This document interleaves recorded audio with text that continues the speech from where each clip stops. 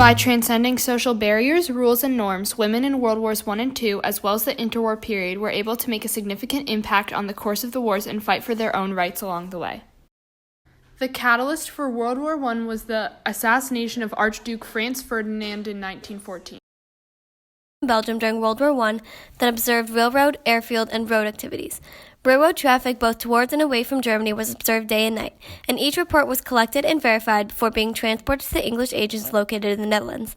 Thanks to the efforts of La Dame Blanche, no German military convoy could enter occupied areas with the Allied knowledge by the end of World War I. Women made up a large amount of the agents in the La Dame Blanche as it was easier for them to observe the tracks without raising concerns. At the end of the war, La Dame Blanche had over 1,000 official members, but some of them were never recognized for their efforts. Edith Cavell was a British nurse who worked in German-occupied Belgium and helped hundreds of British, French, and Belgian soldiers escape the Germans. Cavell worked in a Red Cross hospital located in Belgium, where she treated soldiers no matter what their nationality was.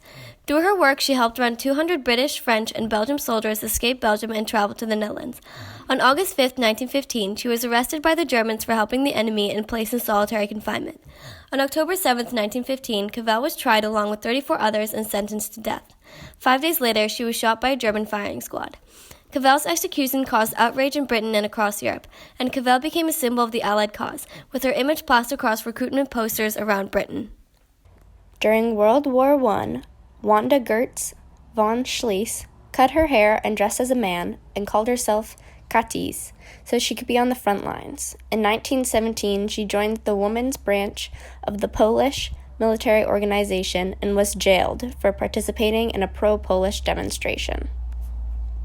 Grace Banker was a telephone operator who served during World War I operating for the American Expeditionary Forces in the U.S. Army Signal Corps. She led 33 women telephone operators known popularly as Hello Girls. They were assigned in New York to travel to France to operate telephone switchboards at the warfront in Paris, and also operated at telephone switchboards at First Army headquarters. Despite the crucial effort that the Hello Girls had on the war, they were not initially given recognition as members of the military. After World War I, the most profound effect for women was increased rights when countries recognized how much impact European women had in the war. In 1918, the year the war ended, women in Britain were given the right to vote. Shortly after the war ended, women in Germany and all newly created countries except for Yugoslavia were allowed to vote. Due to the pressure forced upon them by suffrage groups and all that women did in the war, major politicians made the decision to allow women in their respective countries to vote. Shortly after the war ended, many women were put out of their jobs.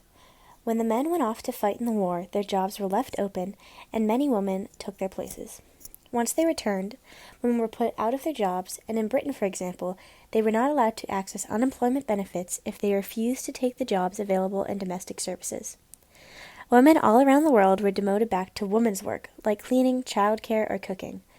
With advocacy for their rights, the brave women who fought for sexual equality in society made strides towards the equality we are still working for today. Battle combat for the men and focused on auxiliary positions like communication, logistics, first aid, and documentation. Although in 1942 to 1944, women fighting in the undergrounds became more significant. Many influential women helped save countless amounts of lives throughout the years of World War II. Vitica Kempner-Kovner was a leader of small units in the Vilna Ghetto. Her team sabotaged railways with homemade bombs to save as many passengers inside as they could.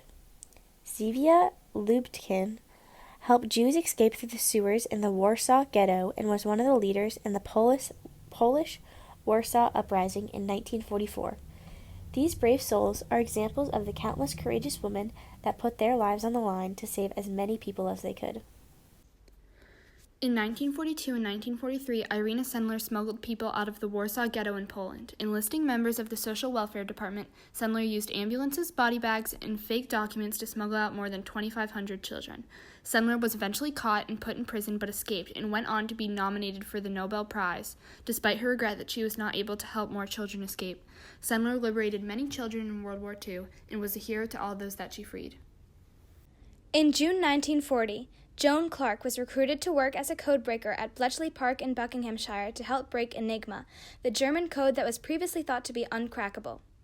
Joan assisted in a cryptanalytic process designed by Alan Turing, the leader of the team, and was an essential figure in the cracking of Enigma, a feat which historians estimate shortened World War II by 2 years. In 1942, Anne Frank, a young Jewish girl, hid from the Nazis with her family in a small annex in Amsterdam.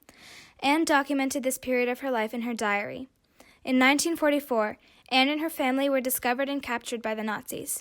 Anne later died in 1945 at the Bergen-Belsen concentration camp only a few weeks before liberation. Anne's diary was published by her father, the only surviving member of her family, in 1947. It is full of wisdom and intellect, and to this day it reminds people of the tragic loss of potential suffered during the Second World War. The concluding event to World War II was the Potsdam Conference. Countless women shaped the course of World Wars I and II as they fought for their rights and their liberation. Their stories, despite their importance, have been undermined and brushed aside by those with the privilege of writing history, men in positions of power. In order to fully understand not only the Second 30 Years' War, but also our world as a whole, it is crucial that we uncover and celebrate the remarkable accomplishments of women throughout history.